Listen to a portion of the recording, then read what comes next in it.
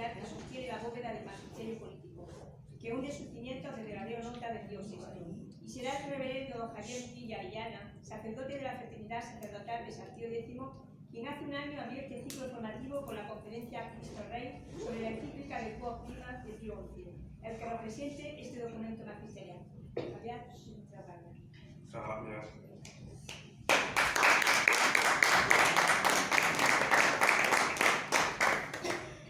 Vamos a ver si se oye bien. Sí. No sé cómo antes. Bueno, pues no voy a abundar tampoco en el tema cronológico, viendo como nuestro amigo Roberto ha hecho aquí una exposición clarísima sobre los tiempos. También se habla mucho ahora de manejar los tiempos, y hablando de tiempo, pues creo que entramos ya en una franja horaria un poco complicadilla, donde se mezclan el hambre, el sueño, y no sabemos quién va a prevalecer, y por eso no voy a extenderme mucho, sobre todo cuando Roberto también ha empezado a hacerme la introducción del artículo, vamos, de la conferencia, y entonces pues voy a ir rapidito, espero.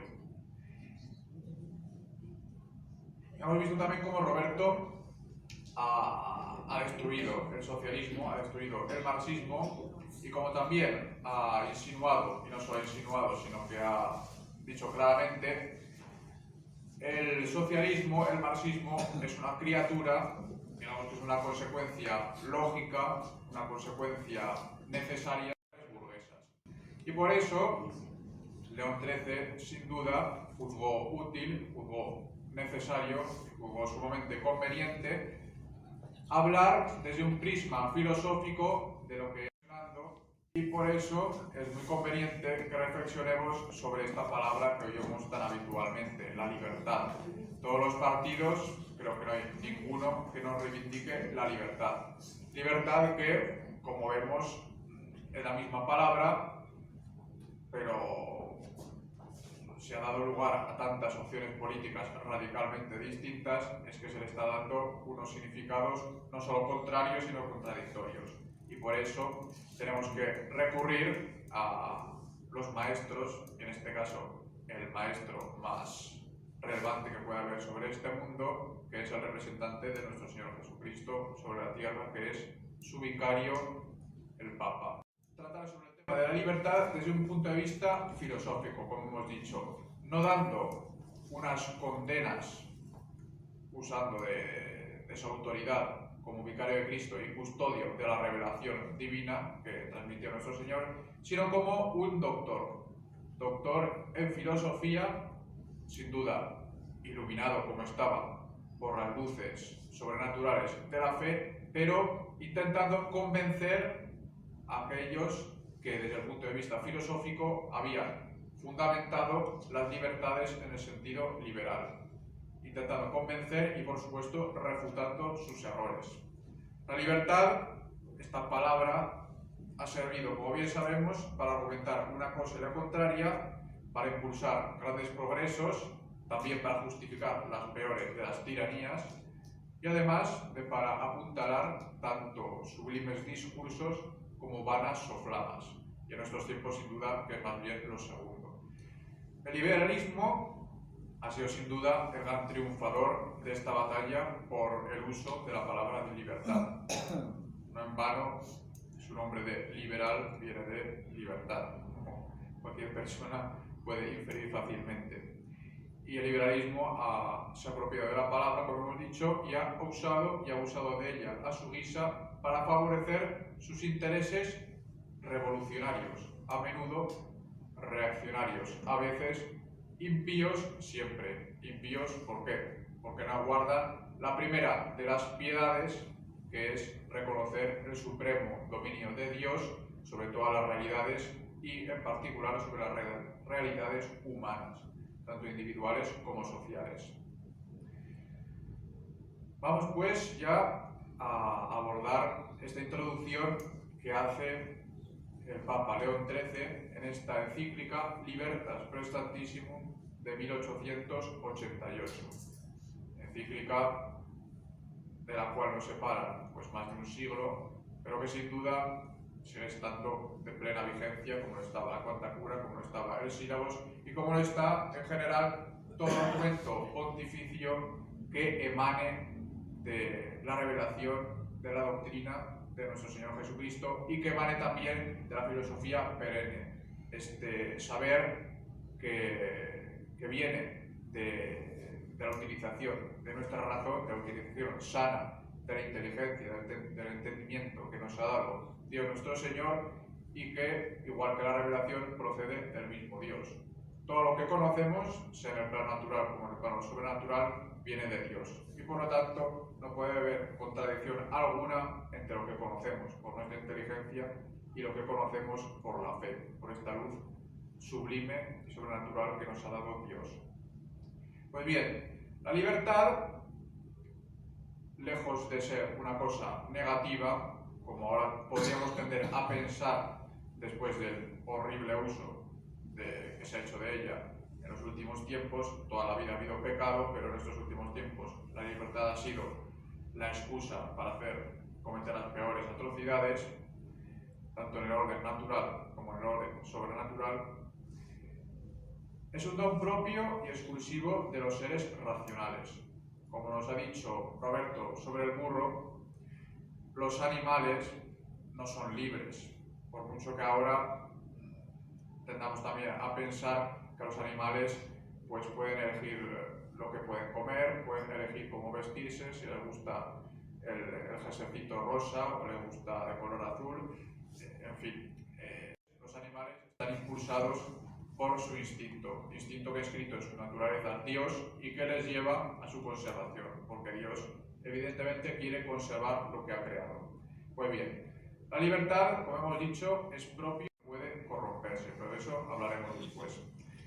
Y la libertad, lejos también de lo que se piensa ahora, de que es una facultad, es decir, algo, una parte de nuestra alma que se ordena a un objeto propio, independiente de las otras dos facultades que son la inteligencia y la voluntad, y que por eso es indiferente a cualquier tipo de elección, y que, como pensamos también ahora, que la perfección de la libertad está simplemente en elegir sin preguntarnos en qué hemos de elegir. Pues Leo XIII nos dice que lo más importante de esa dignidad que nos da la libertad y lo que hace ciertamente que un hombre sea digno es que use bien de esa libertad, es decir, que utilice esa indeterminación que tiene su voluntad para elegir tal o cual bien para dirigirse al bien, y sobre todo al bien mejor y al bien que le lleve más pronto y de una forma más segura a la perfección. Luego diremos también cuál es esa perfección. Jesucristo, estamos en un documento filosófico, pero no podemos obviar que ha habido una revelación divina y que ha habido un Dios encarnado que ha venido a este mundo a salvarnos. Jesucristo, digo, ha restaurado y acrecentado la primera dignidad de la naturaleza, que estaba herida por el pecado original, como bien sabemos, que ha debilitado nuestra inteligencia y nuestra voluntad, y no solo la ha reparado como estaba antes, en el momento de la creación, sino que la ha elevado a un estado mejor. ¿Cómo? Pues concediéndole los auxilios de su gracia. Por la gracia no solo podemos obrar, poner unas acciones que nos merecen una recompensa sobrenatural, sino que también conocemos quién es Dios y conocemos que podemos llegar a Dios, a la visión cara a cara y a esa felicidad eterna del cielo. Y para llegar a todo eso tenemos a la Santa Iglesia, que nos da no solo los auxilios de la gracia que nos transmiten los sacramentos, sino este alimento de su doctrina, que es la que ilumina nuestras inteligencias. Decía también, citando otra vez a alguien que ha citado nuestro amigo Roberto, decía Ratzinger que el Concilio Vaticano II había recogido, no cito textualmente, había reconocido lo mejor de 200 años de tradición liberal. Y León XIII, sin embargo, dice que en las libertades modernas lo bueno que se les atribuye es tan antiguo como la misma verdad. Y por eso, lejos de descubrir ellos la sopa de ajo, se apropian de lo bueno que ya todo el mundo sabía durante miles de años, y lo que hacen es innovar introduciendo cosas que corrompen tanto las inteligencias como las voluntades. Es decir, que los frutos que pertenecen propiamente al liberalismo, que pertenecen a la revolución, son los frutos malos. Igual que en el orden personal, pues los frutos que nos podemos atribuir simplemente a nosotros mismos, puramente son nuestros pecados, mientras que todo lo que hacemos bueno, en el orden sobrenatural, tenemos que atribuirlo a la gracia de Dios, también esa gracia que aprovechamos con nuestra libertad, evidentemente, si no, no sería meritoria. Pues vamos a exponer en un primer punto, con León XIII, la doctrina católica sobre la libertad. Libertad que León XIII divide entre natural y moral, que no es lo mismo. Lo vamos a ver enseguida. La libertad natural se refiere simplemente a lo que hemos dicho antes, al hecho de que no estamos determinados a elegir tal o cual bien en orden a nuestro bien principal, que es la felicidad, y la felicidad que está en Dios, sino que podemos elegir tal o cual bien para alcanzar nuestros fines, al contrario de los animales que simplemente si sienten esa necesidad de comer, pues tienen que ir a comer. Y es cierto que si en el camino para ir a comer se encuentra a una bestia feroz que les puede comer, pues evidentemente van a salvarse primero de la bestia feroz. ¿Por qué? Porque en su instinto lo primero que está es la conservación que se consigue por el alimento normalmente, pero que se tiene que conseguir primero huyendo de la bestia, eso está claro. Pues bueno, está esta libertad natural, de la cual todos hemos experimentado su existencia, y luego está la libertad moral, es decir, libertad en el sentido de elegir lo que es bueno para nosotros. No solo esta indeterminación para elegir, sino elegir en orden a ese bien al cual sí que estamos determinados. Es decir, que no somos plenamente libres, somos libres dentro del ámbito de aquellos bienes que nos son útiles para alcanzar el bien supremo, que es la salvación eterna, que es la visión y la posesión de Dios. Pues la libertad natural, como hemos dicho, es la fuente y el fundamento de todas las especies de libertad. Hemos dicho también que es propia de los seres con inteligencia o razón, y hace además que el hombre sea responsable de sus actos. Sabemos que a un niño que no tiene uso de razón no podemos condenarle ante la justicia por haber hecho algo malo, no podemos acusarle de hacer nada ni malo, pero tampoco le podemos premiar por hacer nada bueno, porque simplemente no se da cuenta. Lo mismo pasa con los que están enfermos mentales y han perdido el uso de sus facultades, y lo podemos decir también de aquellos que están durmiendo y que le pueden pegar un manotazo a la persona que duerme al lado de ellos, o pueden levantarse sonámbulos. Eso son cosas evidentes. Solo nos pueden premiar y castigar por las acciones que hacemos libremente. Los animales, sin embargo, obedecen solo a sus sentidos y buscan, por un impulso exclusivo de su naturaleza, lo beneficioso y evitan lo perjudicial. Allí, cuando la oveja ve al lobo y se echa a correr, no está haciendo ninguna elección, como he dicho antes. Simplemente está siguiendo su instinto de conservación, instinto con el cual Dios ha dotado a todos sus seres. Igual que la piedra, cuya naturaleza es caer, pues evidentemente si tiene una ocasión cae, pero no hace, por supuesto, ninguna elección tampoco. Pues el hombre, como hemos dicho, por su alma espiritual, sabe que ninguno de los bienes de este mundo es absolutamente necesario, y por eso puede elegir libremente los que juzgue más apropiados para sus fines. Sabemos que tenemos que conservar nuestra vida, sabemos que la hemos de conservar con el alimento y la bebida, pero bien sabemos que tenemos una variedad casi infinita de alimentos y de bebidas con que saciar este instinto que tenemos de conservación. Y así también para los bienes espirituales. Sabemos que la inteligencia se perfecciona por la verdad, pero para conocer esa verdad tenemos una multitud inmensa de libros para conocerla, de profesores, de todo lo que podamos imaginar para llegar a nuestros fines. Y somos libres de elegirlos. ¿Todo ello por qué?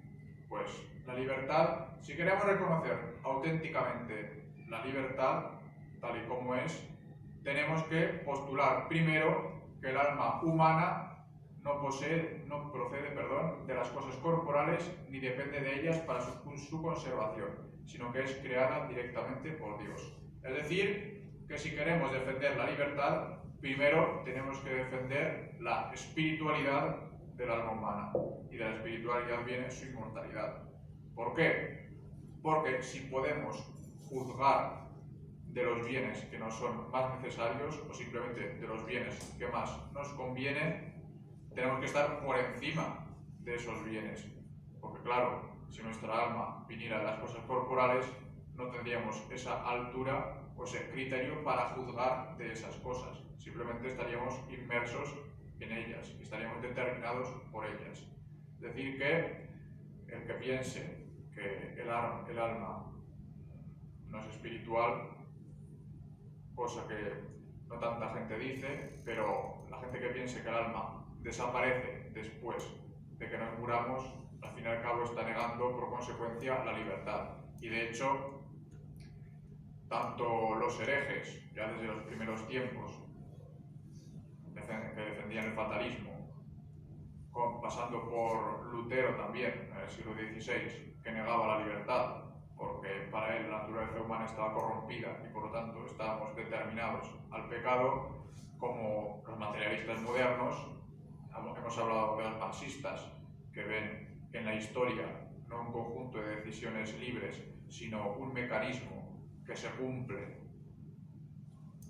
necesariamente, absolutamente, y hoy en día también con estos maestros de la sugestión en el plano económico, pero también en el plano político, pues vemos que quien ha defendido al final, durante estos 2000 años, la libertad, verdaderamente ha sido la Santa Iglesia, y que todos los adversarios de la Iglesia al final han sido adversarios de la libertad verdadera, evidentemente. Entonces, una vez ya hemos aclarado este punto de la libertad natural, un punto que es evidente para cualquier persona que piense un poco, o simplemente que elija, que se levante de la cama y pueda elegir entre ponerse el jersey rojo o el jersey azul, vamos a pasar ahora a la libertad en el sentido moral. León XIII, en este caso, habla de la libertad como facultad de elegir entre los medios aptos para alcanzar un fin determinado. Sin duda que no es contradictorio con lo que hemos dicho antes, de que la libertad no es una facultad, simplemente es una indiferencia, una no determinación de la voluntad entre los bienes, para elegir entre los bienes creados. Ahora dice facultad, como puede decir poder o posibilidad de elegir entre los medios aptos para alcanzar un fin determinado. Estos medios, como sirven a un fin, estos bienes inferiores, como sirven a un bien superior, se denominan en filosofía bienes útiles, que sirven para alcanzar el bien honesto, que es el bien amable por sí mismo, es el bien moral, el bien de la virtud. Y como todo bien, son el objeto de la voluntad y es lo que mueve la voluntad. A la voluntad, como la movemos, es presentándole un objeto, que tiene que ser bueno. Nadie puede amar el mal como mal. Es decir, cuando hacemos una mala acción, la hacemos siempre bajo apariencia de bien, sea porque queremos obtener un placer, sea porque queremos obtener lo que nosotros pensamos que es la justicia, vengándonos, y sean por muchas razones por las cuales el hombre obra moralmente mal, pero que sin duda él cree estar obrando bien. No por eso, evidentemente, se quita la culpa, porque es su obligación el formar bien su conciencia, como todos sabemos. En todo caso, la libertad, como se refiere al bien, pues depende de la voluntad, de esa facultad de querer el bien. Tenemos estas dos facultades en nuestra alma que son las que la hacen espiritual, no como las de las bestias. El alma racional se compone de entendimiento, cuyo objeto es la verdad, y voluntad, cuyo objeto es el bien. El movimiento de la voluntad, sin embargo, es imposible si no le precede el conocimiento intelectual. No, ¿por qué? Pues porque no puede quererse algo que no se conoce. Está claro. Y si no se aprecia su razón de bien. Por ejemplo, si nos presentan un plato que no sabemos lo que es, no vemos nada agradable, pues evidentemente que no lo comeremos, no lo veremos como una cosa buena. Sin embargo, si nos dicen que es muy bueno para la salud, o si nos obligan a comerlo, amenazándonos de otro mal, pues al final la razón presentará ese objeto como algo bueno. Al final lo acabaremos comiendo. Así pues, la voluntad, como es libre, y la libertad, como depende de la voluntad, tenemos que decir que la libertad tiene por objeto necesariamente un bien conforme a la razón, para ser una libertad tal y como Dios la ha establecido, Dios el creador de nuestra naturaleza humana. Ahora bien, como la razón y la voluntad son facultades imperfectas, ¿por qué? Pues porque, como sabemos por nuestra experiencia, la razón puede proponer a la voluntad un objeto que en realidad no es bueno, o también la voluntad puede apetecer, porque la cortocircuitan las pasiones, puede apetecer algo con lo cual la razón no está de acuerdo, pero sin embargo lo hacemos. Es decir, que hay una especie de cortocircuito que todos hemos experimentado en que la voluntad acaba queriendo algo que la razón reprueba. Ahí tenemos esa imperfección que nadie puede negar y que como cristianos sabemos bien que viene del pecado original. Entonces, el elegir libremente algo bajo el influjo de esa perfección no podemos decir que sea una perfección de la libertad, sino que tenemos que decir que es un abuso y una imperfección de lo que es la libertad verdadera. Por eso es una objeción típica que prácticamente es de parvulario filosófico, pero no tan fácil de refutar, que es cuando nos dicen que si Dios es tan perfecto y si Dios es infinitamente libre, ¿cómo es que no puede hacer el mal? Si nosotros aquí podemos elegir entre el bien y el mal, como Dios, que es mucho más perfecto que nosotros, no puede hacerlo. Pues está claro que si Dios pudiera elegir el mal, se estaría contradiciendo a sí mismo y al final no sería perfecto, porque la perfección está evidentemente en el bien. Dios es infinitamente inteligente y es la bondad misma, por tanto no puede querer el mal. Es una contradicción que no cabe en Dios. Ni tampoco los bienaventurados del cielo, que gozan de la visión y de la posesión de Dios, tampoco pueden querer el mal. ¿Por qué? Es que no hay nada que pueda atraerles a ese mal, teniendo ya cara a cara el bien mismo, la verdad misma, que es Dios. Por eso, la posibilidad de pecar, no decimos facultad de pecar porque sería una aberración, como si Dios nos hubiera dado algo cuyo objeto fuera el pecado, decimos solo la posibilidad, porque sabemos qué pasa, no es una libertad, sino que es una pura esclavitud. Y como nos dice Santo Tomás, todo ser es lo que le conviene ser por su propia naturaleza. Somos humanos y ¿por qué? Porque tenemos una naturaleza humana y de esa naturaleza viene un modo de obrar humano. No podemos tener una naturaleza perruna, por mucho que queramos, ni una naturaleza transgenérica o transgénica, o como se quiera llamar, sino que solo podemos obrar humanamente y solo podemos ser humanos. Por consiguiente, cuando cuando un ser es movido por un agente exterior, no obra por su propia naturaleza, y lo cual es propio del esclavo. Es decir, que si alguien nos oprime y nos obliga a hacer algo que no queremos, no proponiéndonos simplemente una cosa que en realidad no queremos, pero que queremos para obtener un bien mejor o evitar un mal, sino que directamente nos obliga a hacer una cosa, pues cogiéndonos la mano y haciéndonos firmar un documento que no queremos firmar, eso es una acción violenta. Y violenta quiere decir contraria a la naturaleza del ser en cuestión, en este caso nosotros. Lo normal es que se nos presente un bien y nuestra voluntad se dirige a ese bien y a la acción. En este caso no, simplemente nos están cogiendo la mano. Eso es violento. Como arrojar una piedra hacia arriba es algo violento. Lo natural de la piedra es tender hacia abajo y, por supuesto, siempre la naturaleza acaba triunfando y aquel que ha tirado la piedra hacia arriba, pues la piedra cae en la cabeza, normalmente, a no ser que se esconda. Bueno, pues ahora vamos al caso del hombre. El hombre es un ser racional, tiene una naturaleza racional y un alma espiritual. Por eso, cuando obra según la razón, es decir, según su naturaleza racional, que conoce la verdad y quiere el bien, actúa por impulso propio y de acuerdo con su naturaleza. Y en eso consiste precisamente la libertad, en dirigirse, en querer libremente el bien.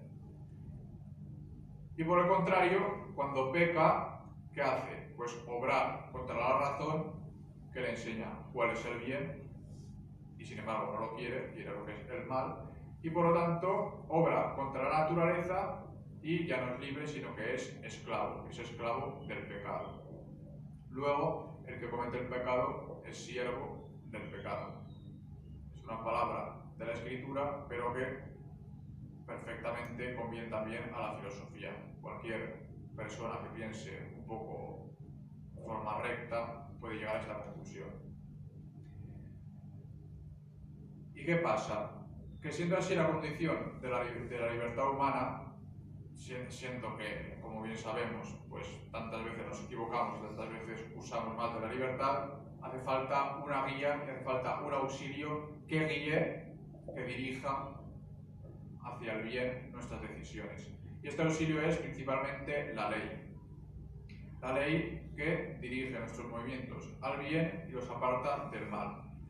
Es una norma de lo que hay que hacer y de lo que hay que evitar. De lo que hay que hacer y de lo que no hay que hacer. Es decir, que la razón prescribe, marca, muestra a la voluntad lo que debe buscar y también le muestra lo que debe evitar para alcanzar su fin último. Y esto es la ordenación que se llama de la razón, que se llama la ley. Y la ley es necesaria, es decir, que no podemos vivir sin ley. ¿Por qué? Porque la necesidad de la ley procede de la misma libertad, es decir, de la necesidad que la voluntad nos aparte de la recta razón. Para ser perfectamente libres, tenemos que seguir perfectamente la ley. ¿Y cuál es la ley principal? Pues nos ha dicho Roberto que es la ley natural, la cual es un reflejo de la ley eterna. Y la ley eterna no es otra cosa más que la ordenación que está en la inteligencia de Dios. Ordenación según la cual, con su voluntad perfecta y omnipotente, ha creado todas las cosas. Y esta ley natural está grabada en el corazón de todo hombre. ¿Por qué? Pues porque para ser hombres tenemos que tener la naturaleza humana. Y la naturaleza humana impone un modo de obrar humano. Y este modo de obrar no es otro más que la ley. Ley natural. Pero no sería verdaderamente ley, como bien sabemos, si no se apoyara en una autoridad capaz de establecer estas obligaciones atribuir derechos y sancionar con premios y castigos las órdenes dadas. Sabemos que una ley que no implica sanciones es papel mojado y todo el mundo se la toma a guasa. Sin embargo, una ley que impone castigos muy fuertes, aunque sea sobre materias menores, todo el mundo procura obedecerla. Así pues, hay que reconocer que la ley natural, como hemos dicho, no es otra cosa más que la ordenación que está en la mente de Dios. Y que por eso tenemos que guiar, ordenar nuestros actos según lo que Dios ha establecido. ¿Por qué? Porque Dios es el creador de todo y, como creador de todo, inclina a cada cosa que existe al fin y a las obras que le son propios. De todo esto, ¿dónde queda la gracia sobrenatural? Pues como la ley no bastaba para frenar el pecado, San Pablo lo dice muchísimas veces contra los judaizantes, contra aquellos cristianos que no se habían convertido perfectamente del judaísmo, es decir, que consideraban que la ley de Moisés todavía valía. San Pablo dice en múltiples ocasiones que la ley antigua no santificaba, es decir, no daba la gracia y no daba el acceso al cielo. Simplemente eran unas observancias que seguían, que se habían dado por Dios para preparar esta ley de la gracia, esta ley santificante, esta ley salvadora, que viene de los méritos de Cristo crucificado. Así que la ley no bastaba para frenar el pecado y la ley humana, por supuesto, puede tener sus castigos, que son los que mueven a la mayoría de la gente, pero sin duda que seguir o evitar lo que nos dice el Código Penal no es algo que nos santifique. Nos santificará si lo hacemos por amor de Dios, pero en todo caso no es algo de por sí santificante, es algo bueno, pero que no nos da la gloria eterna de por sí. Así que, para santificarnos, para perfeccionarnos verdaderamente con la gloria eterna, Dios ha añadido estos auxilios especiales para dirigir y fortalecer la voluntad humana. El principal es la gracia divina, que como bien sabemos, y como hemos dicho antes, ilumina el entendimiento con la fe y robustece e impulsa la voluntad hacia el bien moral, facilitando así el ejercicio de la libertad natural. Un buen cristiano, que frecuenta los sacramentos, que recurre a la oración, que se instruye, es la persona más perfectamente libre. ¿Por qué? Porque el pecado tiene muy poco poder sobre ella. A veces, pues, un poder nulo sobre sus acciones, que todas están subordinadas a la gloria de Dios. Por lo tanto, se equivocan los que afirman que esta moción de la gracia disminuye la libertad.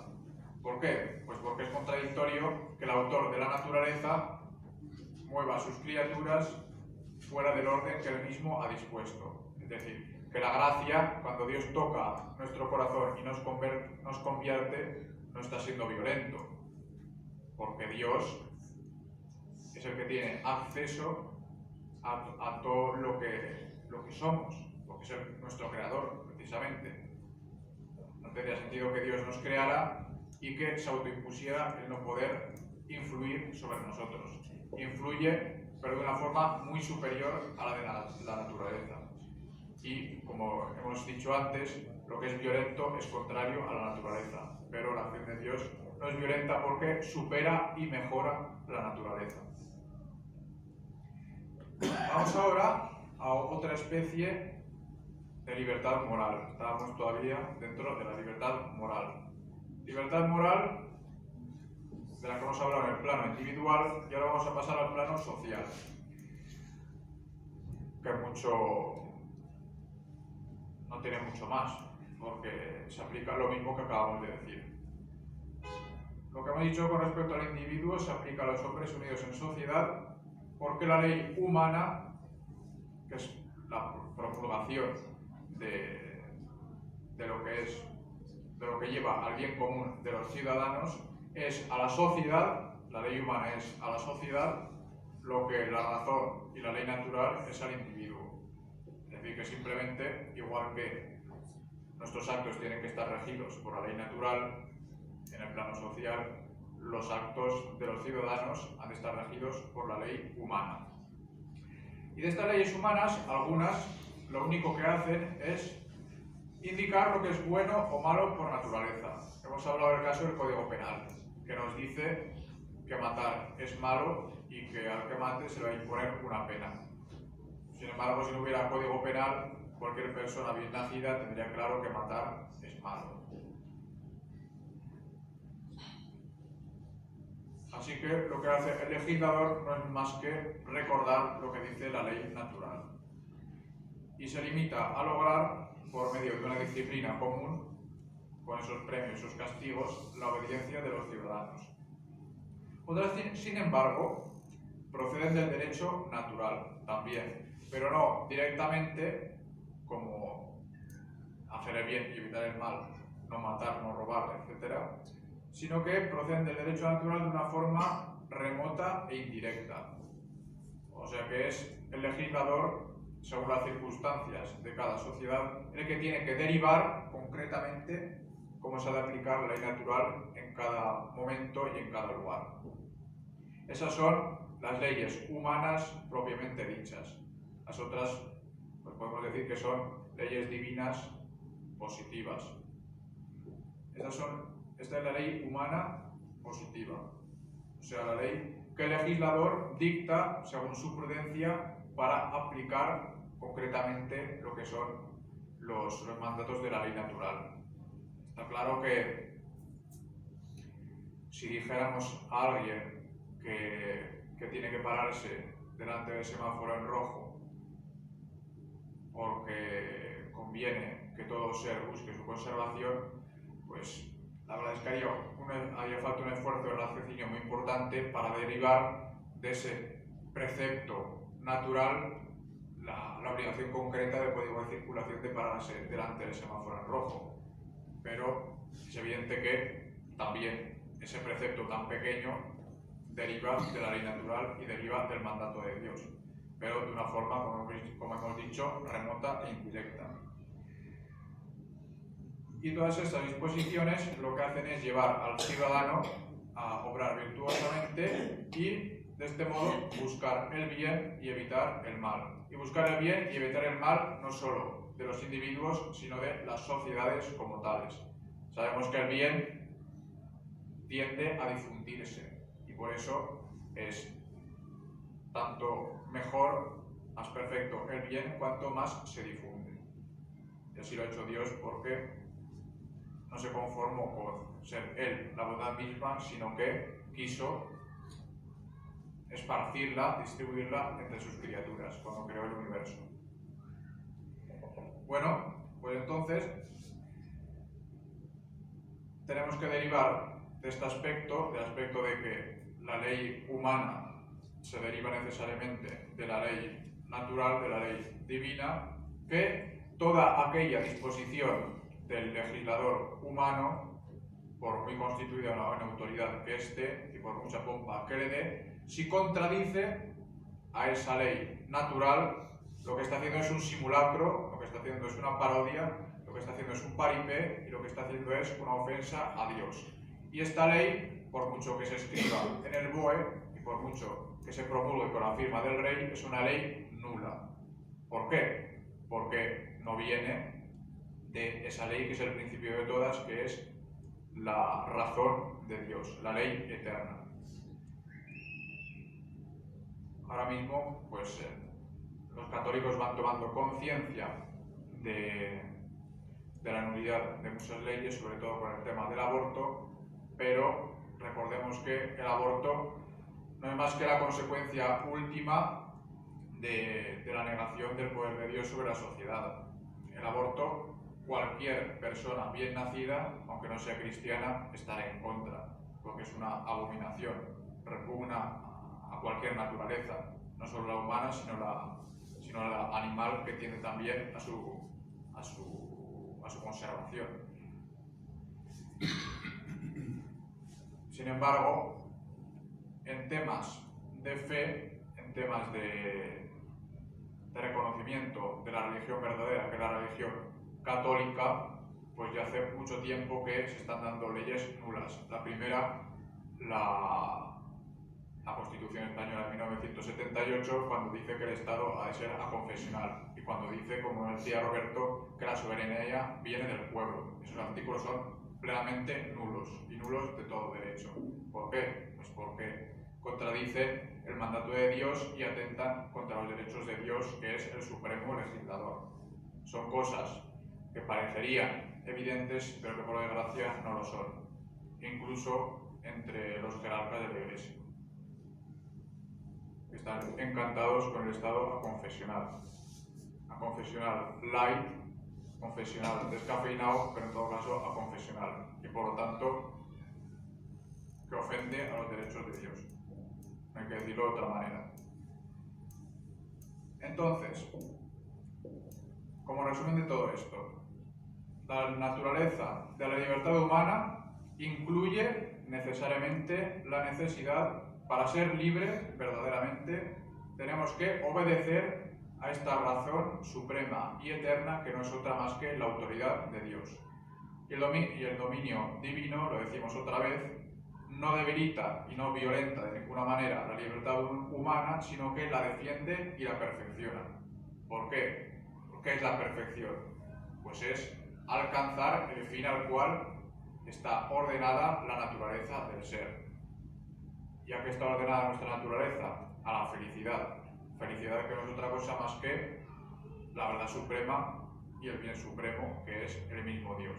Por lo tanto, para ser perfectamente libre, hemos de elegir aquello que nos lleva a Dios.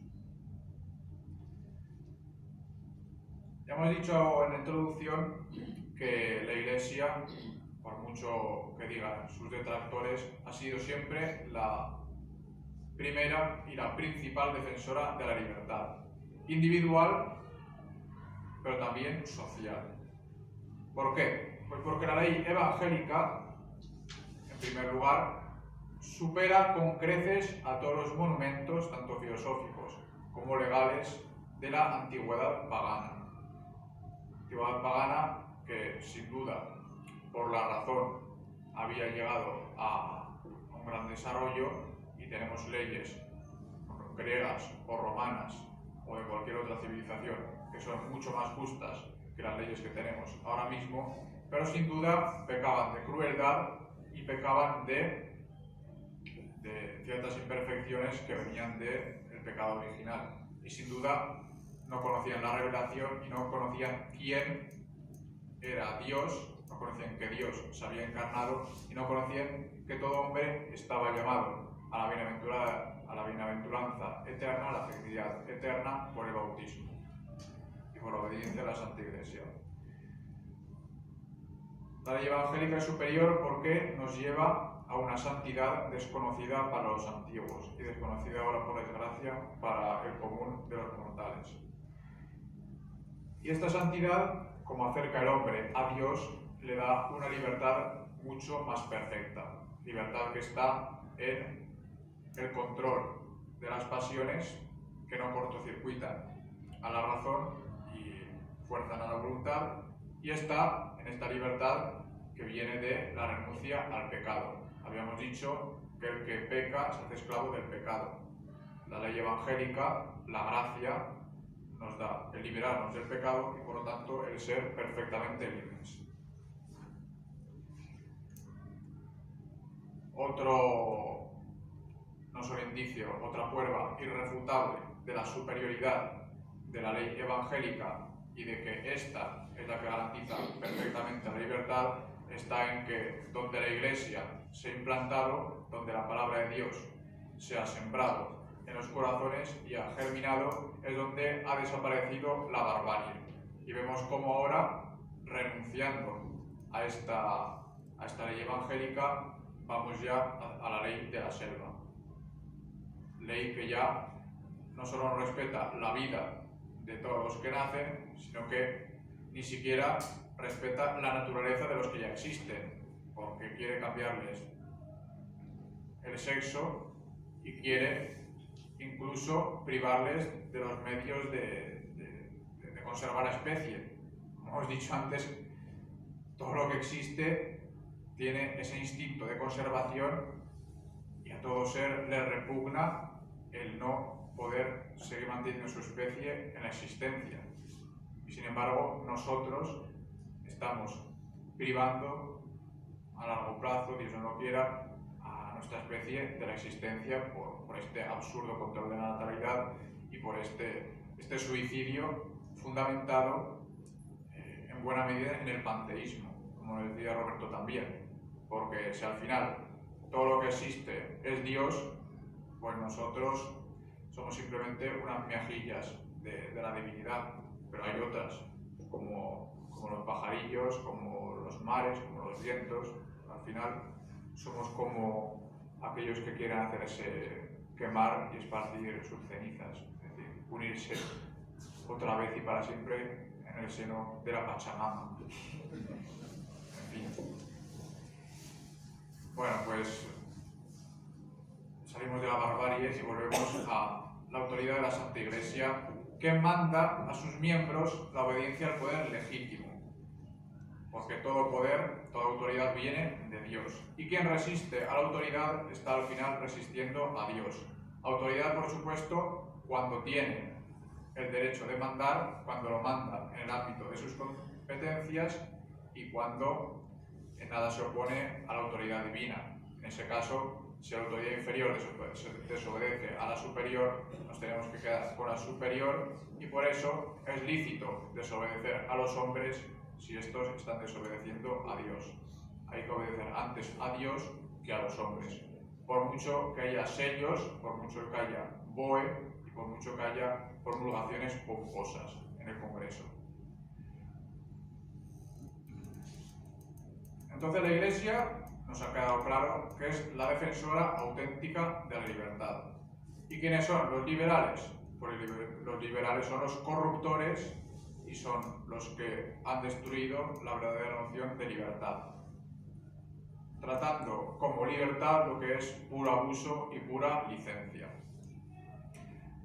Y tenemos, por tanto, que centrarnos ahora en lo que dicen los liberales sobre la libertad. Lo que decían los liberales en el siglo XIX, en 1888, que es cuando se publicó esta encíclica, pero lo que siguen diciendo ahora. Y lo que siguen diciendo también los liberales de derecha, y los liberales que se oponen al marxismo. Se oponen supuestamente como contrarios, pero nunca como contradictorios. ¿Por qué? Porque están dentro de ese mismo género de materialistas. Vamos al liberalismo que llama León XIII de primer grado, que no es otra cosa más que el liberalismo más burdo y más pernicioso, que es la aplicación a la política del naturalismo. El naturalismo que decía, también lo hemos oído en la conferencia anterior, pues dice que la razón humana, la inteligencia humana es plenamente soberana y por lo tanto no tiene que someterse a ningún mandato divino. Es independiente de la razón divina, de la inteligencia divina y por lo tanto es la fuente exclusiva de la verdad. Cada uno tiene su verdad. Es cierto que cada uno tenemos nuestra verdad porque está en nuestra inteligencia, pero tenemos una realidad que ha creado Dios y esta realidad no es otra cosa más que el reflejo de la inteligencia divina, que es la que ha dispuesto y ha ordenado todo. Sin embargo, los naturalistas dicen que cada uno tiene su verdad porque fabrica su verdad. De ahí que en lo político, o sea, aplicando este naturalismo mediante el liberalismo en lo político, cada ciudadano acaba siendo ley de sí mismo. Y por eso tiene una libertad ilimitada, carece de superior alguno, y por eso la sociedad se establece por la voluntad de cada cual. Es decir que, pasando por alto el hecho de que nacemos desnudos, que no sabemos hablar, no sabemos comer, no sabemos hacer nada, pasamos por alto esa etapa, resulta que somos unos seres ya plenamente perfectos, que nos damos las leyes a nosotros mismos, pero sin embargo, para no pelearnos entre nosotros, tenemos que llegar a un acuerdo para poder convivir y que garantizarnos ciertos bienes y entonces hacemos este contrato social y acabamos estableciendo una sociedad. Y por eso la autoridad necesariamente tiene que venir de cada uno de nosotros. Nosotros cedemos una parte de nuestra autoridad, y no solo, no está bien decir que la cedemos, sino que la prestamos porque somos sus poseedores y simplemente por razones prácticas se la pasamos a otro, pero la recuperamos cada 4 años. Cuando hay elecciones, recuperamos nuestra soberanía, nuestra libertad absoluta, y entonces decimos quién va a administrar nuestra parcela de libertad durante los próximos 4 años. Es decir, que el poder para los liberales solo puede venir del acuerdo de la multitud, y este acuerdo de la multitud es la única regla que puede haber en el obrar colectivo.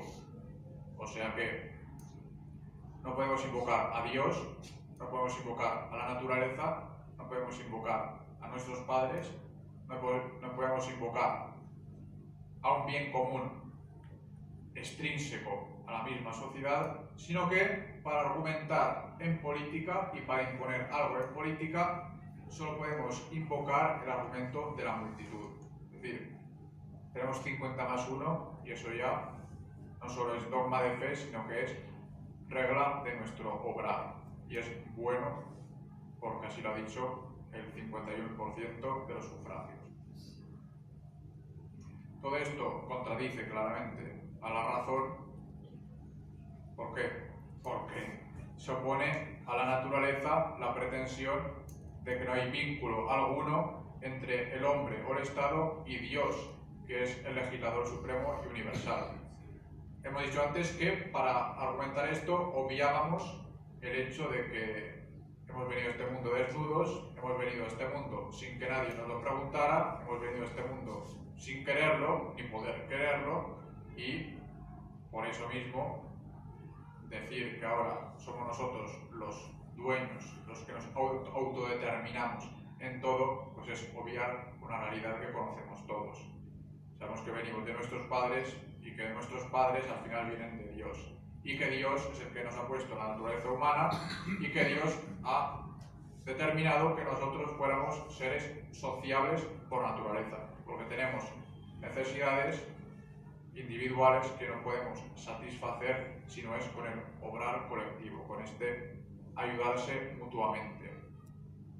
Y antes de lo colectivo está lo familiar, es decir, nacemos en una familia y sin el apoyo de la familia no somos nadie. Igualmente, también está claro que en la naturaleza lo que es inferior tiene que someterse a lo superior. Y Dios, que es el ser perfecto, pues yo creo que tiene derecho a pedirnos a nosotros imperfectos que nos sometamos a Él. También, en la práctica, y es otra cosa que cualquier persona de bien puede reconocer, esta doctrina liberal es perniciosísima tanto para los individuos como para las sociedades. ¿Por qué? Porque si el juicio sobre lo que es verdadero y lo que es bueno queda exclusivamente en manos de la razón humana de cada uno, separadamente, sin ningún vínculo con la razón divina, pues al final estamos sometidos todos al capricho de la mayoría, que hoy dirá que lo blanco es bueno y mañana dirá que lo blanco es malo y que hay que hacer lo negro. Al final quedamos todos sometidos al capricho de la mayoría numérica, mayoría fabricada por las terminales mediáticas y por la plutocracia y otros intereses mucho más espurios y mucho más escondidos, y al final esta mayoría numérica es la que impone lo que es bueno y lo que es malo, y todos tenemos que someternos a ella. Eso no es otra cosa más que la tiranía. ¿Tiranía qué es? Pues es gobernar en contra del bien común de los gobernados. O sea que ahora mismo estamos en un sistema tiránico, porque no provee al bien común de los ciudadanos, por mucho que deje que todavía podamos comer y podamos ir al bar o ir a hacer shopping en paz, de momento. Al final, La negación del imperio divino, del dominio de Dios sobre todo, implica la ausencia, eso está por descontado, de toda religión en el Estado, que lleva al engreimiento, a la soberbia, a la hinchazón de la multitud y lleva a la revolución, la cual, quitado todo freno moral, solo puede ser recibida por la fuerza. Es decir, ahora mismo lo estamos viendo, que para imponer a alguien algo, la persuasión no basta, la autoridad moral tampoco basta y solo queda la fuerza. ¿Por qué? Porque estamos todavía en una situación revolucionaria, que tiene sus fases de hinchazón, sus fases de calma, pero seguimos en esta ola revolucionaria. Vamos al liberalismo de segundo grado, que dice que la libertad debe ser dirigida por la recta razón. Es decir, reconocen que hay un principio extrínseco según el cual debe ordenarse nuestra libertad, nuestro grado. Y por eso reconocen que nos hemos de someter al derecho natural y a la ley eterna de Dios. Sin embargo, creen que esto basta y niegan que el hombre tenga que someterse a aquellas leyes que Dios le imponga por un camino distinto del de la razón natural. O sea que reconocen que Dios ha puesto en nuestro corazón el hacer el bien y evitar el mal, reconocen que hay ciertos principios naturales que son intocables, pero que luego lo que puede decir la Iglesia, con el poder que Cristo le ha dado, y también lo que puedan decir los gobernantes, en nombre de Dios, en su legítima autoridad, pues eso ya son libres de desobedecerlo.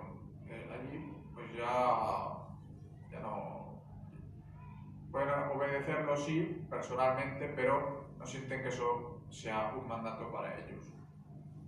O sea que también volvemos a caer en la misma contradicción y la misma desobediencia. Pues no podemos, por un lado, reconocer el supremo poder legislativo de Dios y por el otro, marcarle unos límites determinados por el arbitrio humano. Estamos haciendo jueces de lo que puede y de lo que no puede obligarnos Dios. O sea que nos estamos poniendo por encima de Dios. Eso sería, pues, por ejemplo, el liberalismo conservador. La derecha política que conocemos ahora, pues reconoce, tal vez que los más conservadores, sin duda, que hay una ley natural, unos principios intocables, pero luego en la vida política, pues ellos determinan cuáles son esos principios, como esos principios no negociables que estableció Benedicto XVI. Pues sí, sin duda que no son negociables, pero yo creo que hay cientos de principios no negociables que están en el magisterio pontificio y que sin duda la Iglesia hace mucho tiempo que ha negociado, y no solo ha negociado, sino que ha entregado al enemigo. Por eso tenemos que volver a lo mismo. Es necesario que nuestra vida se ajuste no solo a la ley eterna, a la ley natural, sino a todas las leyes que Dios nos ha comunicado, las cuales pueden conocerse fácilmente por señales claras e indubitables. Ahí se refiere el Papa a que podemos conocer una persona con una conciencia recta y con una razón bien formada, puede conocer fácilmente que la religión católica es la única verdadera. Y tales preceptos que da la Iglesia además concuerdan plenamente con la razón, perfeccionan el derecho natural, es una ley mucho más sublime, la evangélica, como hemos dicho antes, e incluyen el magisterio del mismo Dios, por la boca de los pastores de la Iglesia, que protege nuestro entendimiento del error y nuestra voluntad la protege también del pecado.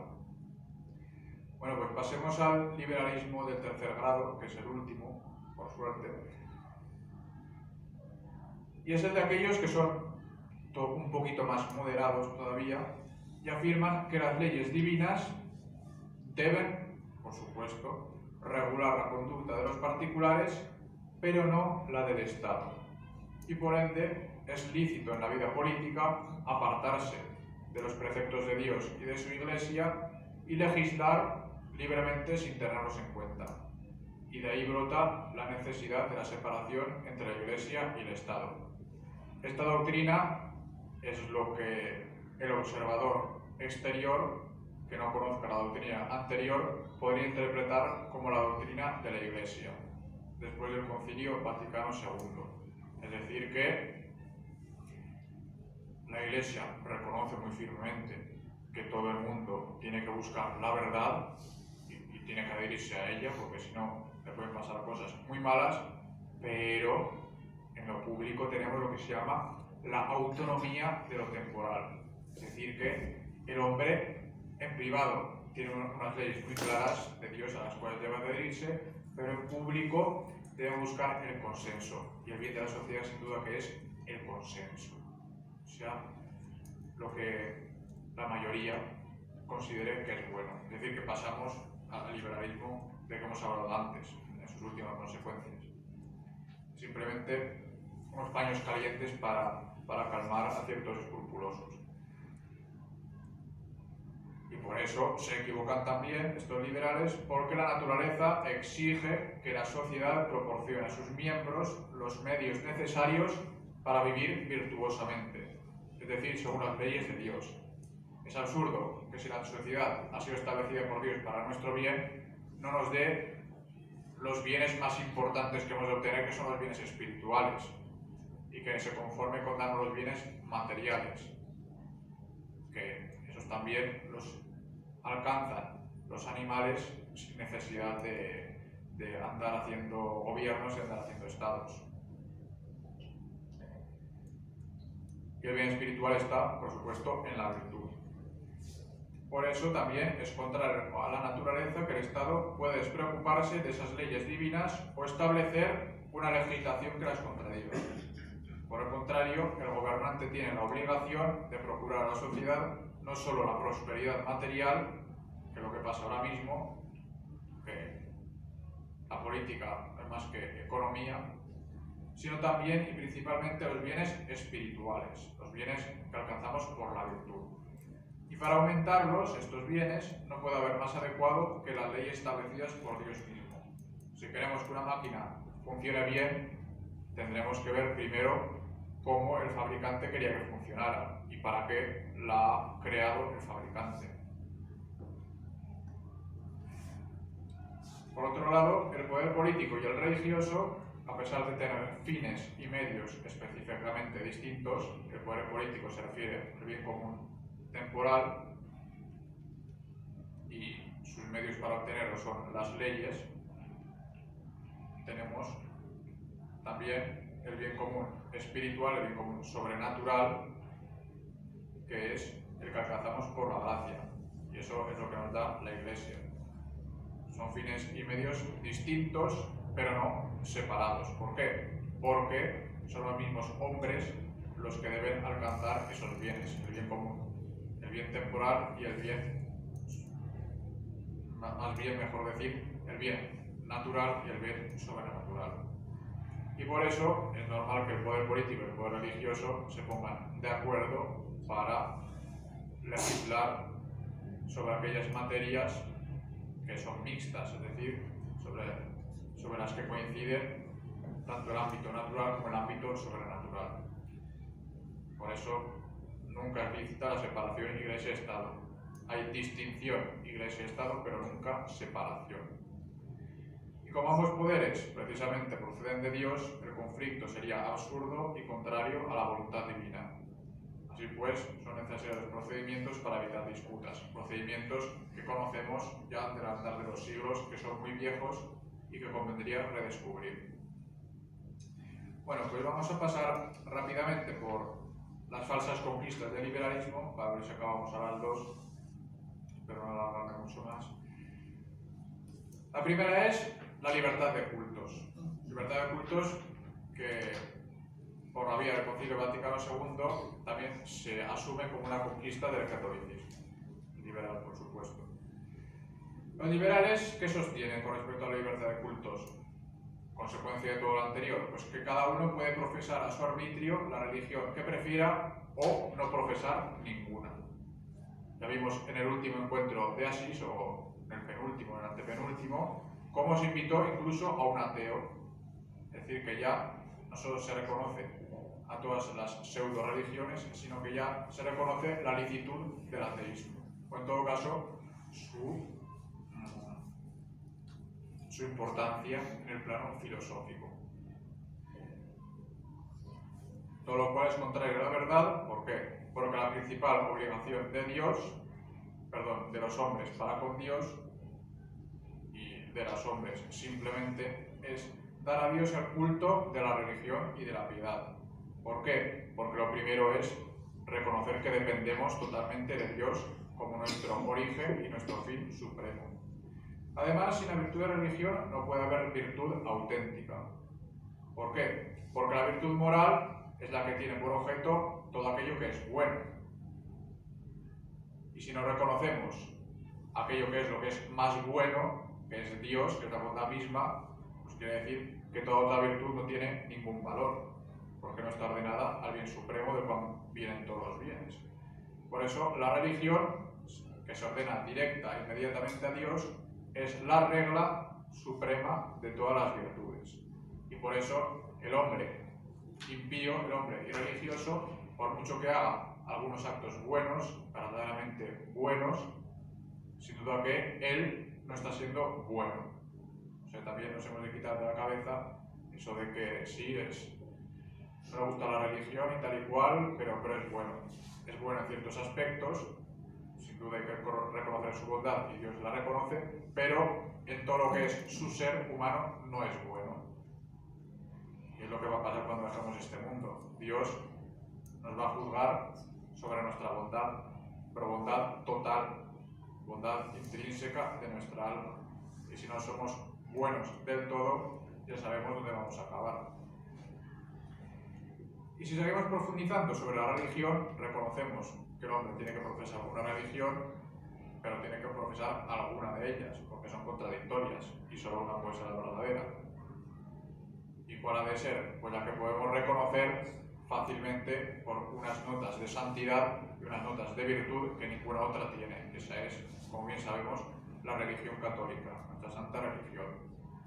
Así pues, que la libertad de cultos que pone en plano de igualdad la verdad y el error es un disparate que no puede ser nunca admitida por un católico. Y no es más que esclavitud del alma al pecado. Y desde el punto de vista social y político, esta libertad de la que hemos hablado en el plano individual, ahora el político pretende que el Estado no rinda a Dios culto alguno y conceda a todos los cultos los mismos derechos, como si no tuviera ningún deber para poner, o al menos pudiera quebrantar esos deberes impunemente. Lo cual es de nuevo falso, porque es Dios el que ha hecho al hombre sociable, como hemos dicho antes, y ha dispuesto que solo pueda satisfacer ciertas necesidades viviendo en sociedad. Y estas necesidades, entre ellas están las espirituales, es decir, el llegar a conocer y amar a Dios. Y por eso la comunidad política tiene que reconocer a Dios como su Padre y su Autor, reverenciar su poder y profesando públicamente la religión que el mismo Dios ha revelado, para que los hombres puedan fácilmente conocerla y puedan fácilmente llegar a su fin último, que es la salvación eterna. Y en ese caso, lo que tienen que hacer los gobernantes únicamente no es dar los sacramentos que corresponde a la Iglesia, no es predicar que corresponde a la jerarquía, sino que han de facilitar a los ciudadanos el poder cumplir sus deberes religiosos, facilitando la acción de la Santa Iglesia. Y por último, la libertad de cultos al final acaba perjudicando a la libertad verdadera, y en la misma medida en que la libertad verdadera es beneficiada por la religión. ¿Por qué? Porque la religión pone a Dios en el origen primero del poder y entonces enseña a los gobernantes que no pueden hacer lo que les venga en gana, que tienen que someterse a estas leyes que ha dado Dios, y también le dice a los gobernados, nuestra santa religión, que toda autoridad viene de Dios y que quien se aparta de la autoridad legítima está al final apartándose del mandato de Dios. Vamos a seguir con las libertades de expresión e imprenta. Libertad de expresión que también todos asumimos como una cosa inalienable. Libertad de imprenta bueno, ahora sería más bien libertad de internet, escribir lo que nos venga en gana por internet, que es mucho peor que la imprenta, que era más caro imprimir y no todo el mundo lo hacía.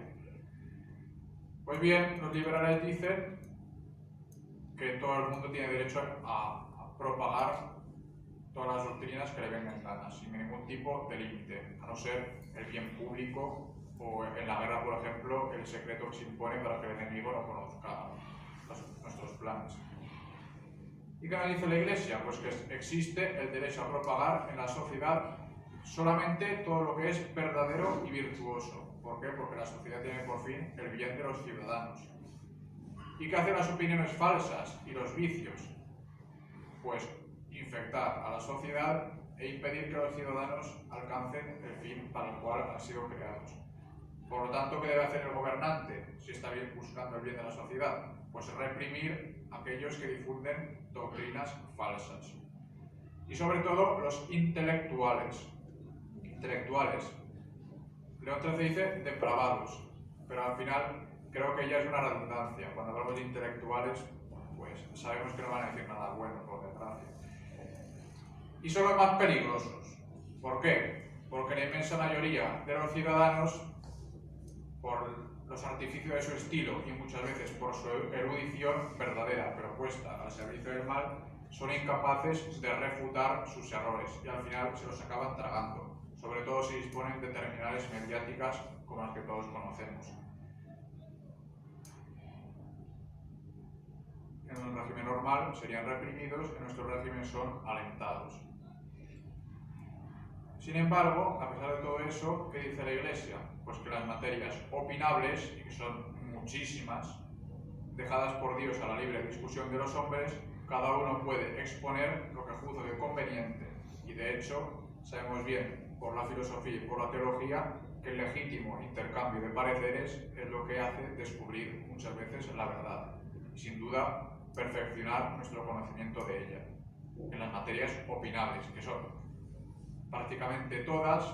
Sin embargo, ahora en lo opinable tenemos que tragar, que comulgar con ruedas de molino, y en lo que no es opinable, que es la fe y la moral, pues tenemos que reconocer que cada cual diga la barbaridad que le pase por la cabeza. Al final, es el mundo al revés. Es el mundo al revés porque, al final, quien está detrás de todo esto, de toda esta perversión, es el príncipe de las tinieblas, y el príncipe de las tinieblas no se inventa nada, simplemente intenta hacer una caricatura de lo que ya sabe que ha hecho Dios. Es decir, que le da la vuelta a todo. Y lo que es bueno es malo, lo que es virtud es vicio y viceversa. Vamos a la libertad de enseñanza, la famosa libertad de cátedra, sacrosanta. Pues bien, nos dice León XIII que solo la verdad debe penetrar en el entendimiento, porque el objeto del entendimiento es conocer la verdad. Y por eso la obligación de los que forman las inteligencias es propagar la verdad y hacer que las inteligencias conozcan la verdad. Y al mismo tiempo, hacer conocer la verdad implica extirpar el error. Igual que en el alma, donde entra la gracia, sale el pecado, en la inteligencia, que entra la luz, donde entra la luz de la verdad, sale el error, que es la privación de la verdad. Entonces, la absoluta libertad de enseñanza contradice, por supuesto, la razón y tiende de nuevo a la peor perversión de los espíritus. ¿Por qué? Porque, como hemos dicho sobre los intelectuales, la autoridad del maestro se impone a sus oyentes. No podemos concebir prácticamente un niño que sepa refutar a su maestro, aunque los hay, gracias a Dios, pero son los menos. Y al final, pocos son los discípulos con criterio suficiente para juzgar sus enseñanzas, con lo que un profesor malo, perverso, es una bomba de relojería que acaba destruyendo a generaciones de niños, que luego serán adultos que pensarán mal y obrarán mal. Así pues, esta libertad de cátedra, para ser virtuosa, ha de ceñirse estrictamente a los límites marcados por la verdad, y esta puede ser natural o sobrenatural. Como hemos dicho, las verdades naturales, igual que el legislador simplemente era el eco de ellas, pues el maestro tiene que transmitirlas sin cambiar nada, por supuesto. Así nos las ha enseñado Dios y así tienen que conocerlas todas las criaturas de Dios, racionales, que somos nosotros. Y además de las naturales, tanto más reverencia merecen las verdades sobrenaturales, que nos hacen conocer la esencia, la intimidad de Dios, y por eso Dios ha instituido además una sociedad perfecta para difundir estas verdades y custodiarlas, que no es otra más que la Santa Iglesia. Por eso, la Santa Iglesia sí que tiene una libertad absoluta, una libertad total, que ningún poder público puede coartar, de propagar la verdad del Evangelio y de predicar libremente su doctrina, porque es el mandato de Dios. Y también, refiriéndonos a la antigüedad y a los testimonios de la historia, sabemos que donde la Iglesia ha imperado, donde la ley evangélica se ha establecido, es donde más han florecido las ciencias y las artes, y donde más ha progresado el entendimiento humano. Precisamente en esas materias que son libremente opinables, donde el diálogo es una riqueza, y además en las materias que no son opinables, con el progreso de la teología, conocemos ahora mucho más profundamente, con nuestra inteligencia, los dogmas que tal vez hace siglos pues también creían como nosotros, pero no llegaban a ver su armonía de una forma tan perfecta.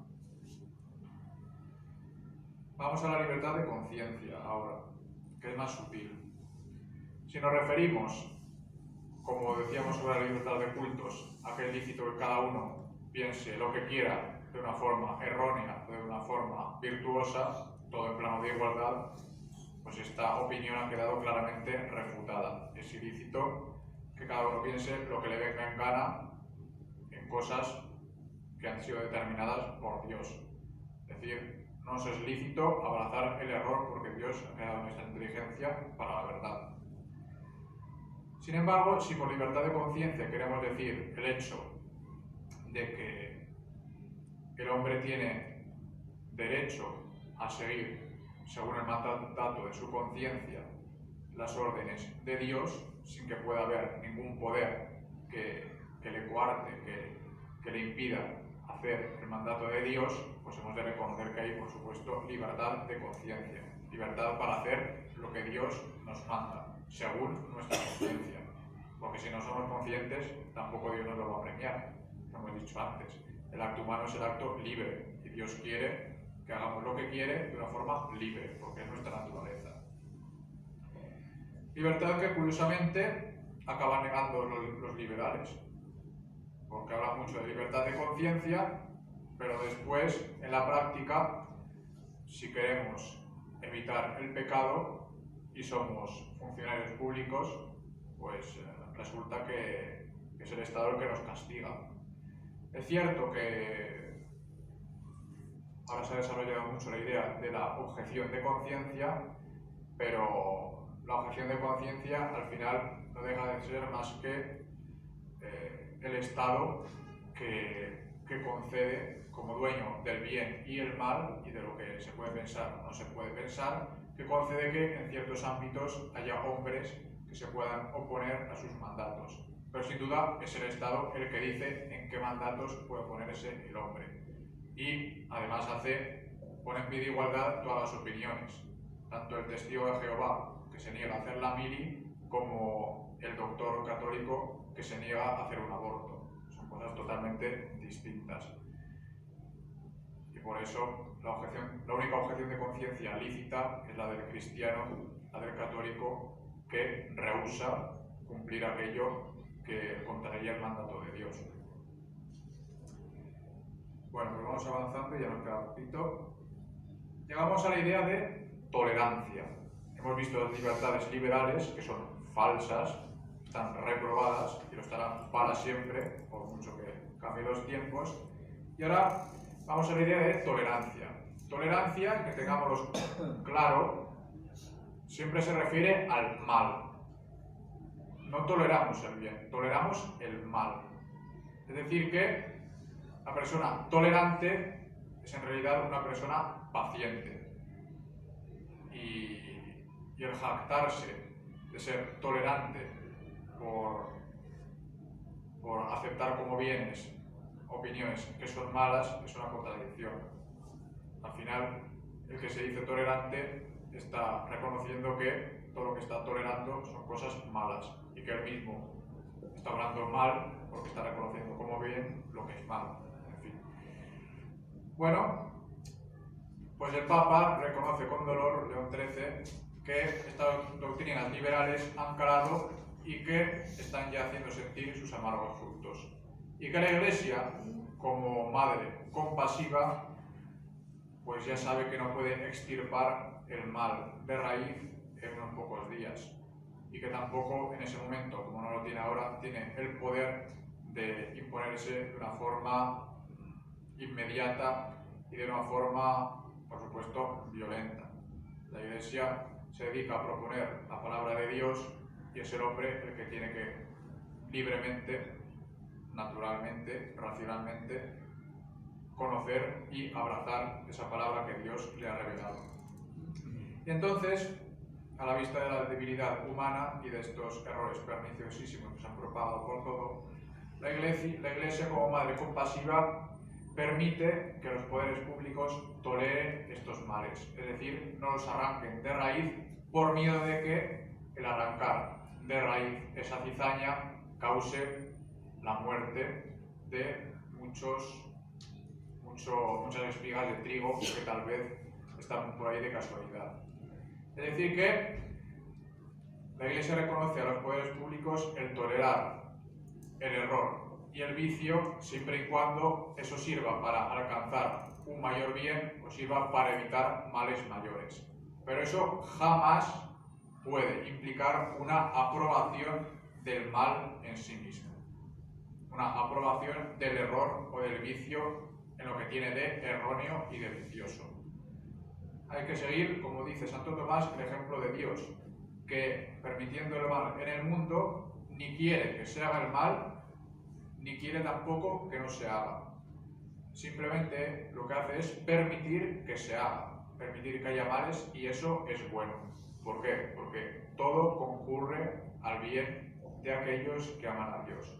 Es decir, todo, incluso los males, concurren a llevarnos a la bienaventuranza eterna, que es la única verdadera que tendremos en el cielo.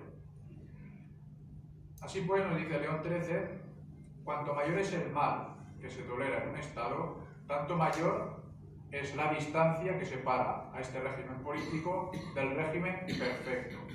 Es más, cuando la tolerancia acaba dañando al bien público o causa mayores males, debe declararse ilícita. ¿Qué quiere decir eso?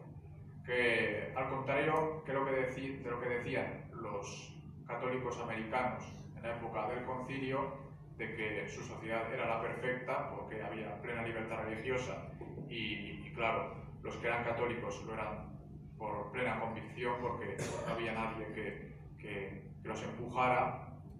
León XIII nos dice que las sociedades más tolerantes son las sociedades más imperfectas. ¿Por qué? Porque tienen en su seno mayores males y por eso están obligados a tolerar esos males. Pero la sociedad perfecta, evidentemente, es la que no tiene ningún mal en su seno.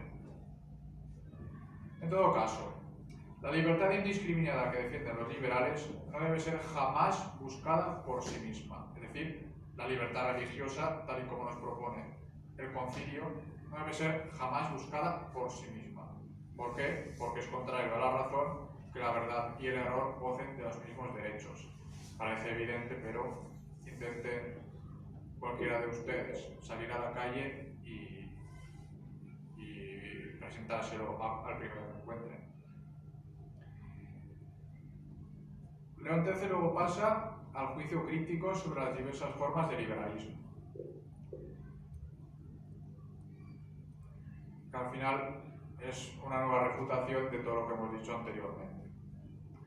Es absolutamente necesario que el hombre quede enteramente bajo la dependencia de Dios, nos ha quedado claro.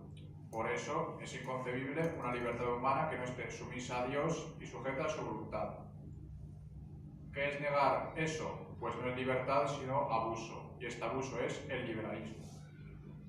Sin embargo, en este liberalismo había que distinguir varios grados. El primero, que es el rechazo completo de la suprema autoridad de Dios, tanto en el ámbito público como en el ámbito privado, es el de los que reconocen que hay que someterse a Dios como creador y gobernador de la naturaleza, pero rechazan su autoridad en el plano sobrenatural, es decir, son los, digamos, masones más piadosos que reconocen al arquitecto del universo, pero después niegan la autoridad de la Iglesia y la atacan. Este grado se subdivide, este grado que implica la separación entre Iglesia y Estado, por supuesto, se subdivide entre los que piden una separación total, tratando públicamente a la Iglesia como si no existiera, negándole todo poder, incluso el de enseñar. Y luego está el de aquellos que admiten un reconocimiento público de la Iglesia, pero reconociéndole solo unas funciones de predicación, de exhortación, de enseñanza de aquellos que libremente quieran someterse a ella, pero nunca le reconocerán sus poderes legislativo, judicial y coactivo, que Dios nuestro Señor le ha concedido a su Santa Iglesia, no lo olvidemos, que la Iglesia tiene su derecho canónico, siempre lo ha tenido, y este derecho es de obligada aplicación para todos los católicos, o sea que la Iglesia tiene verdadero poder y autoridad sobre los católicos, y tiene su derecho a ejercerla, aunque muchas veces se prive de ello por las circunstancias. O sea que estos liberales más tolerantes pues piensan que la Iglesia es una asociación civil, una asociación filantrópica que hace mucho bien, como Cáritas, bueno, muchos defienden a la Iglesia solo por Cáritas. Cáritas hace mucho bien, pero no es lo principal ni lo esencial de la Iglesia, que es la predicación del Evangelio y la santificación de los hombres. Vamos al tercera forma de liberalismo, que corresponde a los que se oponen a la separación entre Iglesia y Estado, son muy católicos y católicos fervientes, pero juzgan que la Iglesia tiene que amoldarse a los tiempos y ceder en lo que pueda a las exigencias de la administración del Estado actual. Dice León XIII, con mucha benevolencia, que esta opinión puede interpretarse rectamente si se refiere a una condescendencia compatible con la verdad y la justicia, que en estos tiempos es imposible en la práctica, pero es inadmisible si pasa por el disimulo ante el error y la injusticia y la connivencia con la que perjudica a la religión. Eso lo tenemos todos claro. Bueno, pues para concluir ya, concluye León XIII y después concluiré yo como pueda, como me dejéis. León XIII da unas aplicaciones prácticas de carácter general para guiar la conducta de los católicos, cosa muy difícil en aquel siglo, en aquella época, porque ya no sabemos en España que el 90 y pico % de la población era católica y teníamos carlistas, teníamos liberales moderados, teníamos liberales exaltados, teníamos socialistas, teníamos republicanos, etc. Y casi todos ellos se decían católicos y defendían, cobraban católicamente en la vida pública. Bueno, pues nos dice León XIII que es totalmente ilícito pedir, defender o conceder las libertades de pensamiento, imprenta, enseñanza o culto como derechos inherentes a la naturaleza humana, pues esto supone el derecho a oponerse a la autoridad de Dios y quitar todo límite a la libertad, que dice la Declaración Dignitatis Humanae del Concilio Vaticano II, que por la dignidad del hombre que reside en su libertad, el hombre tiene derecho a no sufrir ninguna coacción por parte de los poderes públicos en el ejercicio, tanto público como privado, de la religión que elija. Es decir que si el Estado no puede lícitamente reprimir a los ciudadanos que cultiven el error y el vicio, que eso son las religiones falsas, quiere decir que tiene un derecho.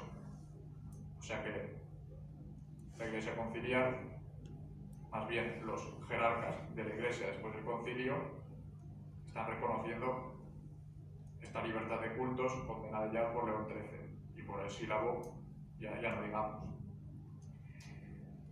Luego, hay otra sutileza.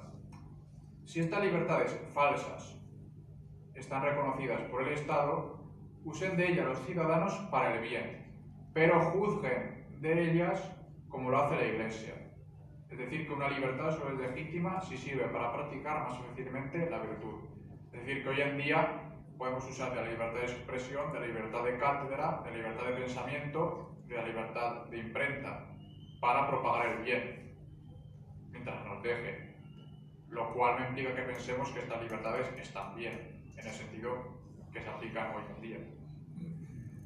Donde haya, sin embargo, un gobierno tiránico que oprime a los ciudadanos y prive de derechos a la Iglesia,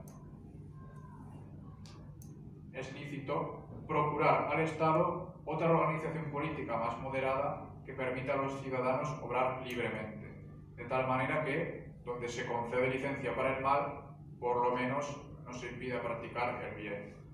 Eso es lo que pasó en el bloque comunista, en Polonia sobre todo. Los católicos luchaban en ese momento por la implantación de la democracia, y un católico recto ciertamente podía luchar por la instauración de esa democracia liberal únicamente por la razón de que con el comunismo no podía ni profesar públicamente la verdad ni practicar con tranquilidad el culto debido a Dios, solo y exclusivamente en ese sentido, no por la democracia liberal en sí misma, sin duda. Es decir, que si una persona se está ahogando, pues claro, le da igual quién le rescate o quién sea el que le ayude, lo que quiere es no ahogarse. Luego ya veremos si se lleva bien o si lleva mal con el que le rescate. Tampoco está prohibido preferir para el Estado una forma de gobierno moderada por el elemento democrático.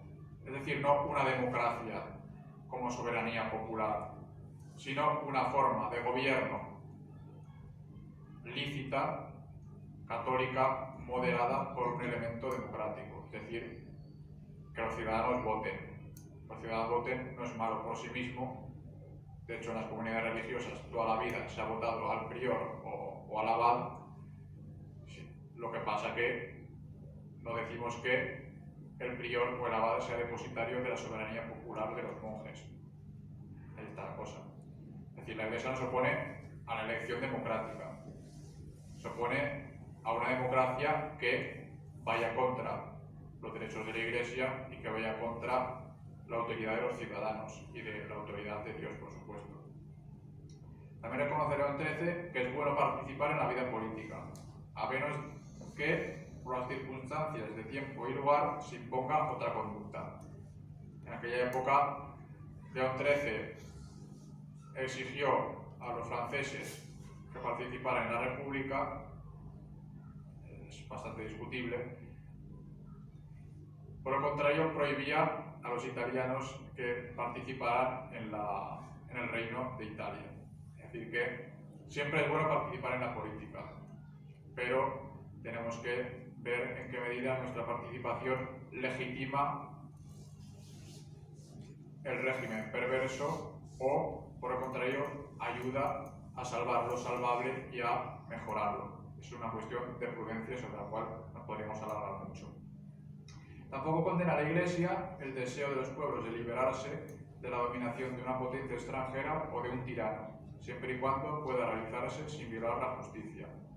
Es una cosa evidente que la sociedad tiene derecho a defenderse del tirano, sea quien sea, y de expulsarlo del poder, claro que sí. Esto se dice sobre todo con respecto a esos nacionalismos que dominaban en esa época en Europa. Todos los pueblos deseaban liberarse de los soberanos que los oprimían, violando casi siempre la justicia. Por eso dice León XIII, donde puede hacerse sin violar la justicia y donde haya verdaderamente tiranía. No, el derecho de autodeterminación de los pueblos. Bueno, pues ahora voy a concluir yo. Poco puede añadirse en el plano especulativo a todo lo que hemos dicho.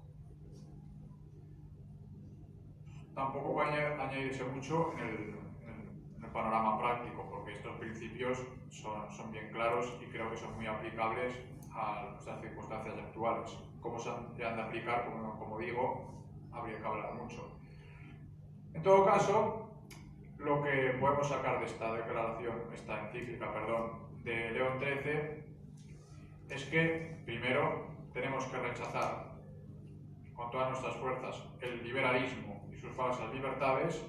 Tenemos que amar la libertad como Dios y la Iglesia la entienden y defenderla con todas nuestras fuerzas, pero donde tenemos que defenderlas, a mi juicio, en estos tiempos, y donde tenemos más poder de defenderlas, es dentro de la Santa Iglesia.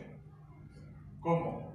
Extirpando o tratando de extirpar o tratando de corregir a los que profesan ese error funestísimo, destructivo de la libertad religiosa, tal como lo entiende el Concilio Vaticano II. Es decir, que tenemos que defender, ante todo, delante de nuestros hermanos católicos, que solo Dios tiene derecho a ser obedecido, que solo Dios tiene derecho a ser reverenciado tanto en las almas como en la sociedad política, y que mucho más Dios tiene derecho a ser conocido, amado y respetado dentro de la Santa Iglesia, y que no podemos admitir que en la Santa Iglesia se introduzcan doctrinas contrarias a Dios, por mucho barniz que tengan de católico y de tolerante y de moderado, y por supuesto no podemos tolerar que en la Iglesia se implante o se insinúe siquiera